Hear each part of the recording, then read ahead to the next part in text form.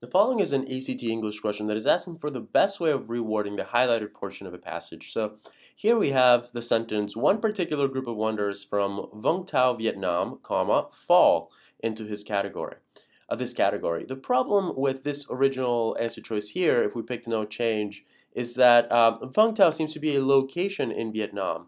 Vietnam, you should know, and I guess you need a little bit of outside knowledge here, is a country. So very similar to when you write a letter, you know, you're saying where you're from.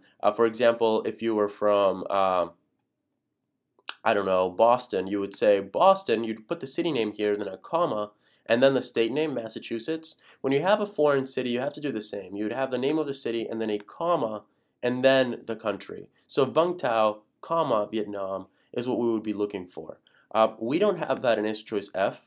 We don't have that in answer choice H. So we're left between G and J. So let's look at what happens here. One particular group of wanderers from Vung Tau, Vietnam falls into this category versus one particular group of wanderers from Vung Tau, Vietnam fall into this category.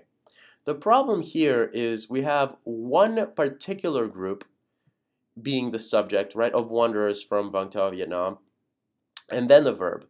What you want to do when you have an SVO sentence where it's an active sentence, you're going to have the verb piece of the sentence that will include one or more verbs. In this case, we just have the word fall or falls, depending.